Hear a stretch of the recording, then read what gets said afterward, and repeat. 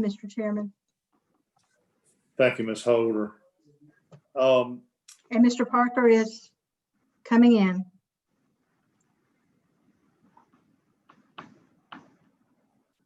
If it's acceptable, Mr. County Attorney, I'd like to call to order the reconvene September regular meeting of the Sampson County Board of Commissioners. And while we're getting, the technology is catching up with a couple of commissioners, is it acceptable to do the pledge and prayer? Yes, sir. That's fine. Ms. Lee, Vice Chair Lee.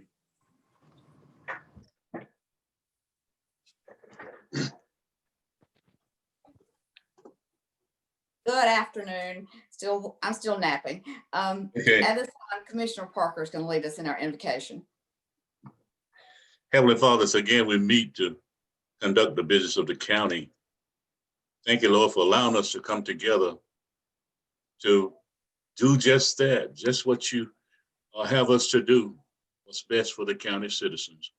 We're going to give you all the glory, honor, and the praise in Jesus' name. Amen. Amen. Thank you, Commissioner Parker. This time, Anita Lane is going to lead us in the pledge. You stand with me, please. I pledge allegiance to the flag of the United States of America and to the republic for which it stands, one nation, under God, indivisible, with liberty and justice for all. Thank you. Thank you very much. Thank you, Commissioner Lee and Commissioner Parker and Ms. Lane. This time, Ms. Holder, would you be so kind as to establish the presence of the commissioners? I will. For the audio purposes, Mr. Chairman, I am here. Vice Chairperson Lee. I believe you're muted. Present. Commissioner Parker, I'm here. Commissioner Kivett, Present. and Commissioner Gogren. Did you join us? I do not see him. So you have 4 of your 5, Mr. Chairman. That constitutes a quorum, correct? Yes, sir. All right. So moving on to item 1, part A, the acquisition of the Berry property at the Sampson Southeast, or in the Sampson Southeast Business Center. There was a duly appointed and held public hearing on this matter on September 14th. Ms. Holder, have you received any public comment regarding that public hearing? No, sir, we have not. Commissioners, do you have questions or comments? If not, is there a motion to approve the economic development expenditure on 1 through 8 for the Berry property? So moved. Is there a Second. second? I'm sorry. Thank you. Who seconded the motion? I heard 2 people. I'll second the motion. Okay, thank you, sir. Ms. Holder, duly made and seconded. Call the roll, please. I shall. Chairperson Wooten, how do you vote? In the affirmative. Vice Chairperson Lee, Yes. Commissioner Parker, Yes. Commissioner Kivett, Yes. you have a unanimous vote of those present, sir. Thank you, Ms. Holder. The second item under item 1, part B, is expenditure for economic development purposes for the acquisition of the Car Gearing property. Please know that there was a duly held public hearing on this matter, September 14th, 2020. Ms. Holder, have you received any public comments? We have not, sir. Is there any questions or comments from the board? Is there a motion to adopt? Is there the resolution approving the economic development expenditure on pages 9 through 16 of the agenda packet? So So moved. moved. Okay, let's see, Commissioner Kivett and made the motion, and who was the seconding Commissioner? I second the motion. Thank you, Commissioner Parker. Duly made and seconded. Ms. Holder, please call the roll. Chairman Wooten, how do you vote? In the affirmative. Vice Chairperson Lee, how do you vote? Yes. Commissioner Kivett, how do you vote? Yes. And Commissioner Parker, did I call you? I'm so sorry. How do you vote? Yes. You have a unanimous vote of those present, sir. Thank you, Ms. Holder. Under item 1, part C, naming of private roads. Please know that we held a public hearing on this matter on September 14th. Ms. Holder, is there been any public comment regarding this matter? No, sir, we have received none.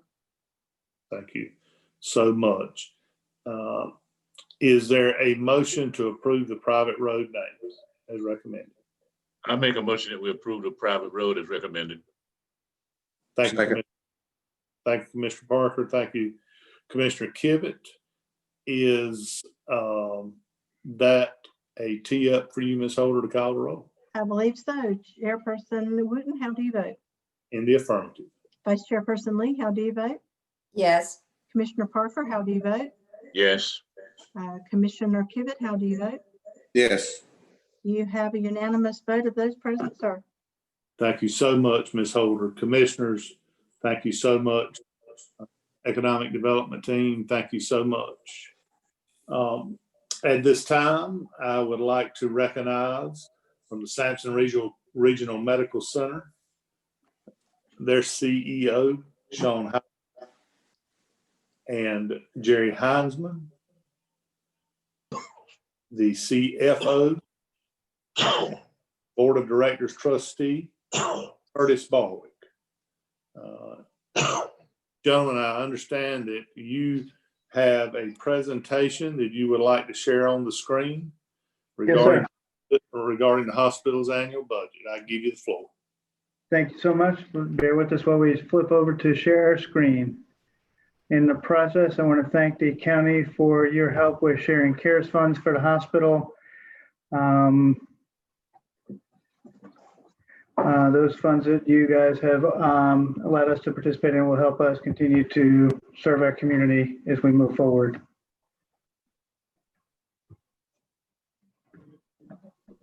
Can you guys see our screen? Yes, sir. We got you, Mr. Hamilton. Thank you so much. Okay. As we move into the budget for next year, our goal is to continue to improve clinical outcomes, improve our patient satisfaction scores, keep our market share moving forward while generating positive operating margin and improving our days cash on hand. That is similar to what we've done in the past as far as our goal for the organization, and something we should continue to strive for as we move ahead. As we started the budget process this year, as I'm sure you're all aware, COVID has had a significant impact on what's happened in 2020. Onset of COVID had affected our surgical volume significantly. We stopped doing surgery during February through May. Our emergency room volumes dropped about 40% for a good portion of the year. Outpatient diagnostics dropped 30 to 40% depending on where we were. So we had significant reduction in volume. So what we did in starting the budget was look back at where did we end 2019 as a starting point for 2021. Our directors looked at what the statistics were in light of COVID, where are we this year, in order to come up with our projections for next year. So as we look at statistics, everything we did was based on 2019's volumes as a basis for moving forward. As we've done in the past, our revenues are a factor of statistics. So the more volumes or less volumes I do, that will generate fluctuation in our revenues. And our board of directors did approve, for your consideration tonight, a 3% increase in charges for next year. Again, part of the reason we do that is because our insurance companies, the third-party payers, Blue Cross, United, and so forth, will not give us our charge increases per contract unless I increase our charges to the patient by that amount. So we continue to increase our charges as well. From a volume perspective, we typically start in the emergency room because we see historically 30,000 patients, 32,000 patients a year in the emergency department. For fiscal year 2020, we actually will see under 28,000, so a significant drop off in volume this year. We're expecting that to drop a little further. We've not seen a rebound in emergency volumes. We're seeing 60 to 70 patients a day. Typically at this time of year, we're seeing 80 plus patients a day. So we've continued to show in our budget a drop off in emergency room volumes for next year. A number of our admissions, the vast majority of our admissions to acute care come through the emergency room. We're still budgeting about a 10% admission rate. So of the 27,000 patients coming through, 2,800 will come through the emergency room and be admitted to the hospital for next year. On the next page, we have our acute care admission. I need to go back a minute. I'm sorry. As I talk, the 27,505 is the emergency room volumes. When we flip to admissions, 2,700, as I said, is what we're looking at for acute care admissions for next year. Again, that's a result of the drop off in emergency volumes. Moving to the next page, our patient days, which is how long folks are in the hospital. If you notice, that's actually increasing next year. And a good question would be, why are we increasing patient days if we're seeing a decrease in admissions? With the onset of COVID, we're seeing folks stay longer. And in the past, we see about a 3-day length of stay. Most of our acute care patients would stay just over 3 days. And we're seeing that increase primarily in the ICU to the point where it's about a half a day increased length of stay for our patients. So we've budgeted 300 additional patient days next year for our patient days. An area I talked about a little bit ago that we saw has not rebounded yet is surgical cases. We saw 3,693 cases in 2019. We were actually running ahead of budget for the first 5 months of this year and saw a drop off, as I said, for COVID. We have gone back and budgeted basically most of our volumes to stay the same as they were in 2019 for 2020. We did budget 51 fewer cases because we're still seeing some of the elective cases being put off. Folks just aren't thrilled about coming to the hospital for any reason. So we have definitely seen some reduction in endoscopy and that type of procedure as we've moved into this year. So we're budgeting that for next year. From an ancillary perspective, our lab testing in 2019, we did 157,000 tests. And 2020, we've seen some variation in that, primarily because of the COVID testing we're doing. For next year, we're budgeting to do 157,000 tests. Interestingly, when we look at our details, we are expecting actually 4,800 fewer emergency room tests because the emergency room volumes are dropping so much. But our outpatient testing, as a result of the drive-through draw station we have for COVID testing, we're budgeting to see 4,900 additional cases there. So for lab, there's actually an offset in procedures and revenue as a result of the outpatient COVID testing that's being performed. For CT scanning, we are looking at 8,152, which is a reduction of 800 cases next year, or CT scans. The majority of that comes through the emergency room. We're seeing the volumes drop, as I said earlier, so we'll do less diagnostic testing in the emergency room. So we'll do 813 less tests next year. We're hoping that we've seen some stabilization in CT volumes, so we're hoping to be on track with 2019 for 2021. The same is true for MRIs. We did 2,251 patients in 2019. We're budgeting to do 2,254 patients next year. Basically, what's happened as a result of COVID, any growth that we would have had this year and next year, we've lost. So it definitely has had an impact on what we're doing from a revenue generation perspective. For physical therapy, you can see we had a slight decline in physical therapy services, but we see a bigger drop next year of 2,557 patients.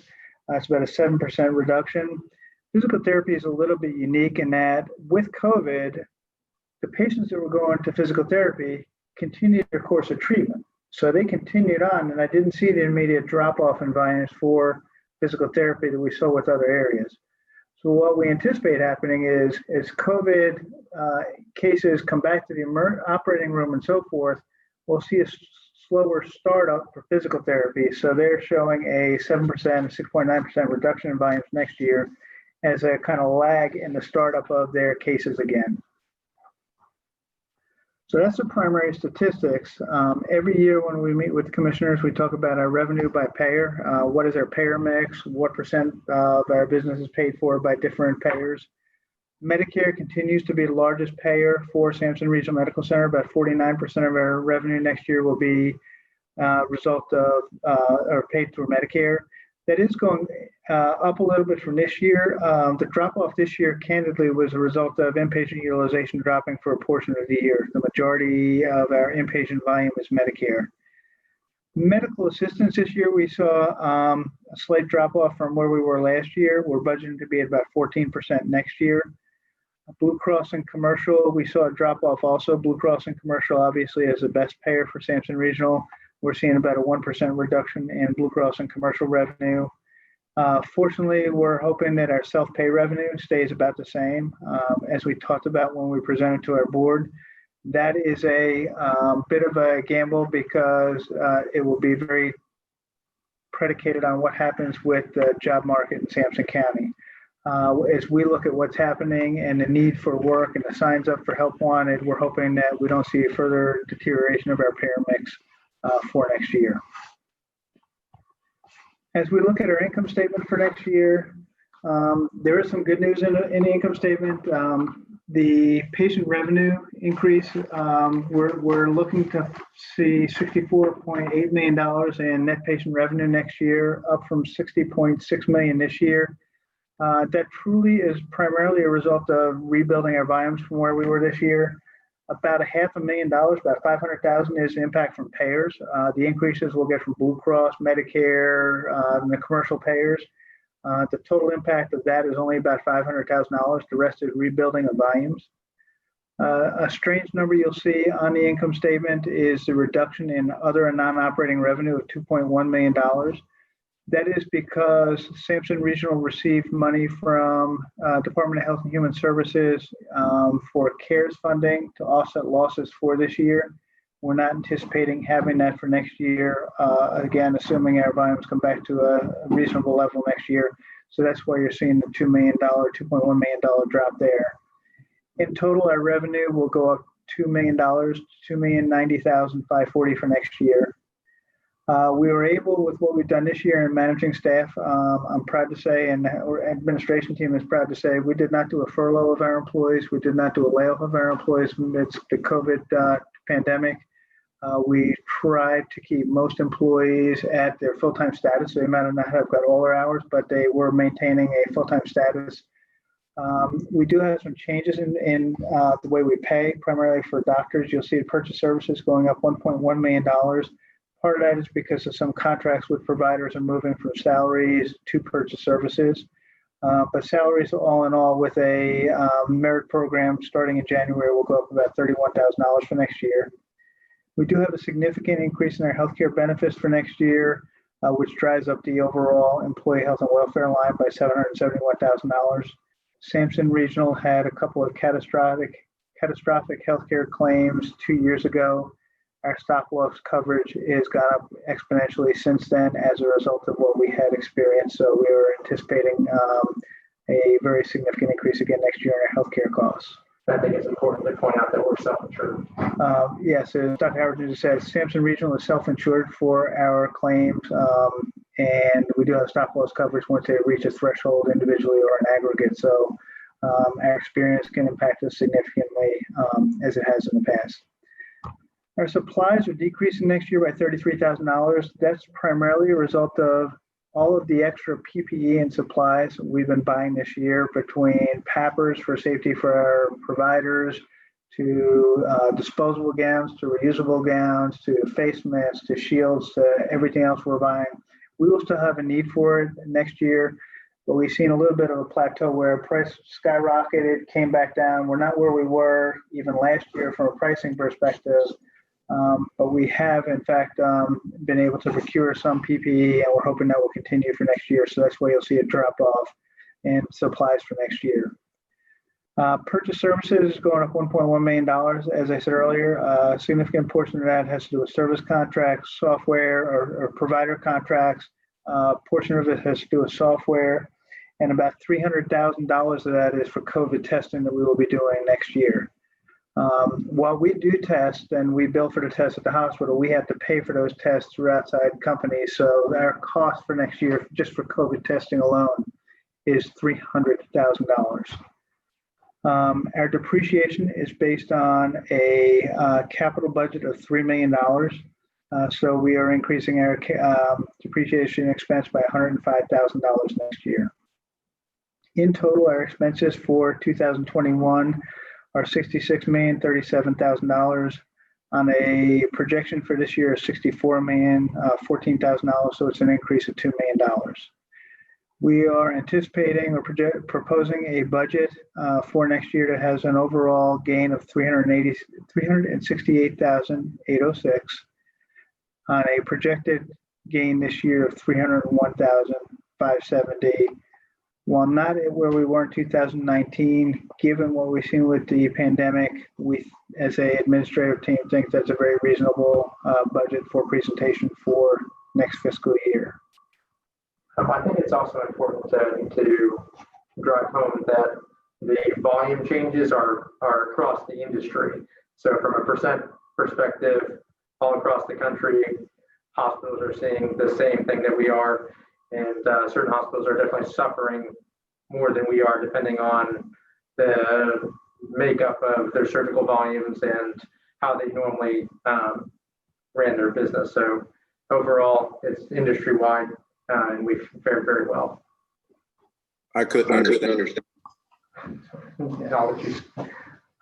That parts of this are industry-wide as far as effects from COVID, volumes decreasing in general across the country right now. Most ERs are about under capacity, anywhere from 10 to 25%, just between what's going on with everybody in uncertainty.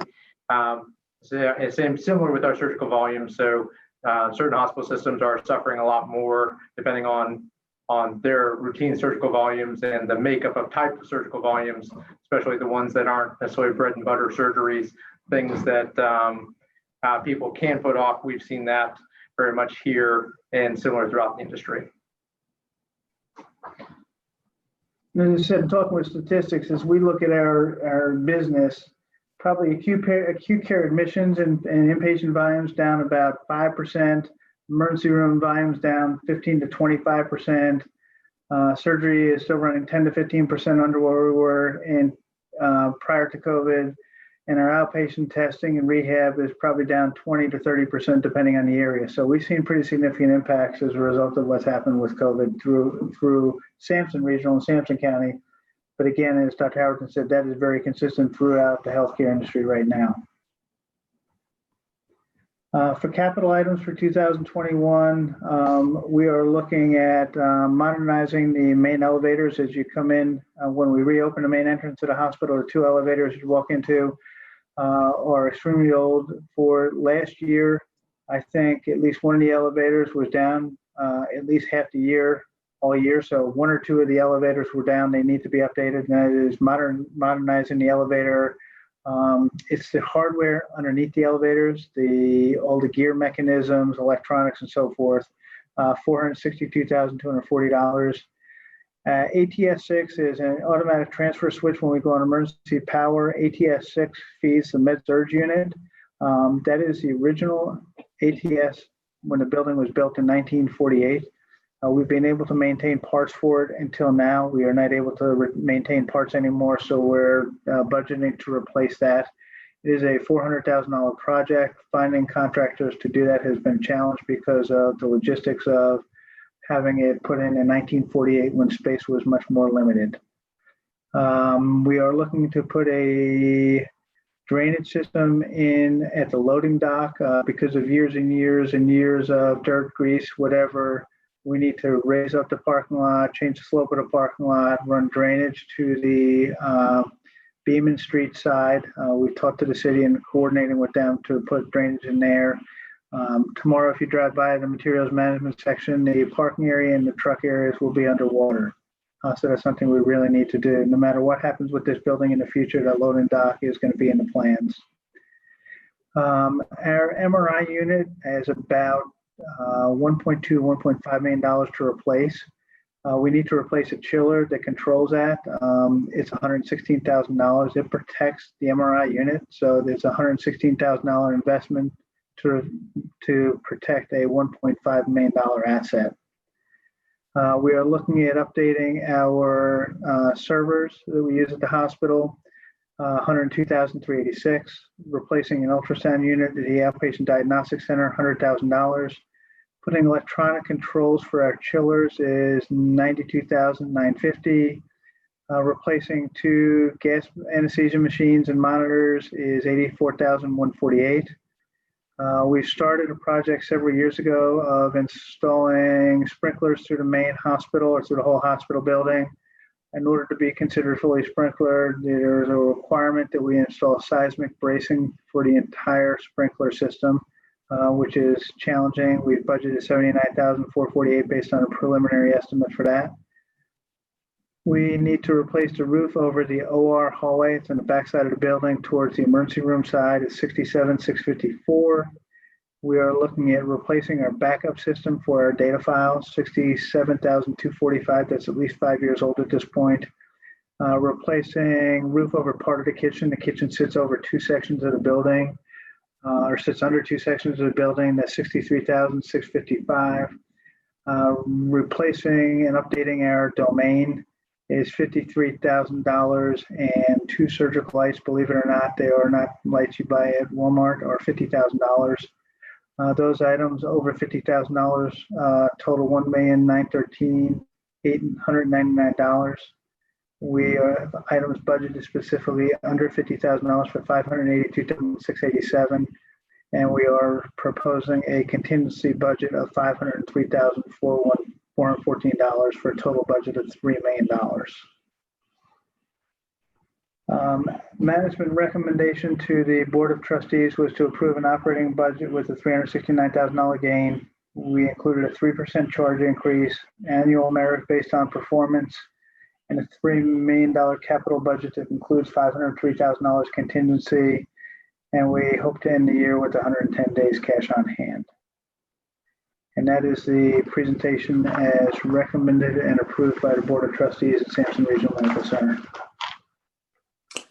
Thank you, Mr. CFO Heinzman. I appreciate that presentation.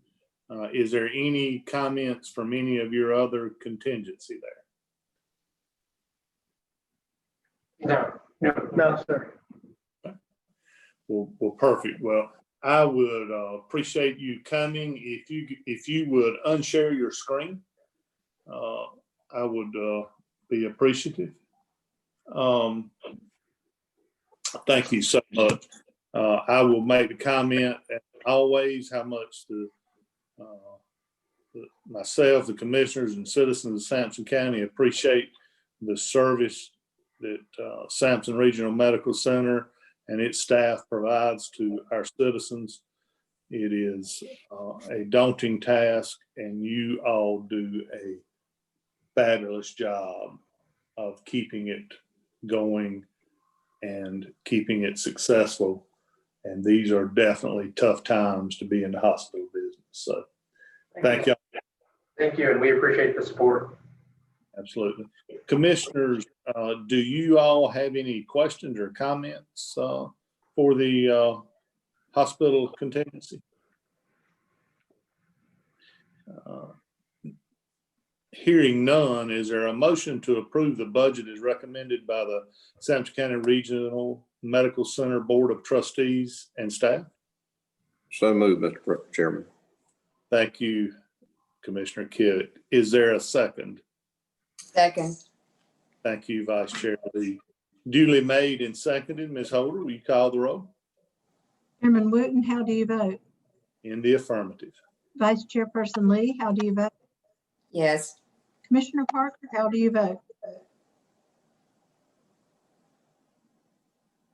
Commissioner Parker, I believe you're muted. I'm sorry.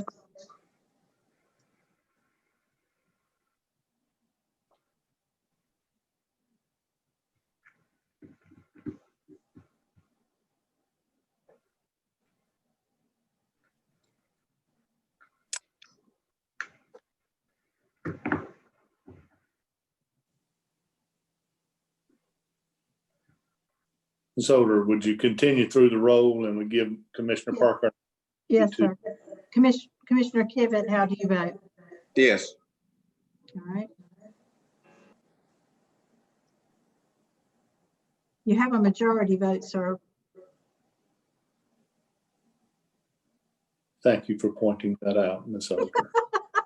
Just in case something happened to the recording and to the, looks like the screen is back. Mr. Parker, are you unmuted? Yes, How do you vote, sir? yes. That's 4, Ms. Holder. Obviously. Well, you know, sometimes the obvious isn't quite so obvious for recordings, so I'm we err on the side of caution. I'm just picking at you, Ms. Holder. Ms. Holder, we have a unanimous of the present members. Is that correct? You are correct, sir. Thank you, Ms. Holder. Again, Dr. Howerton and Mr. Heinzman and Barwick and all the board, thank y'all for your effort. Appreciate you being with us here on our Zoom meeting, and I'm also positive that the citizens that are able to join us are enlightened and appreciative. So having said that, I'm sorry. Thank you. Perfect. Having said that, is there a motion to adjourn?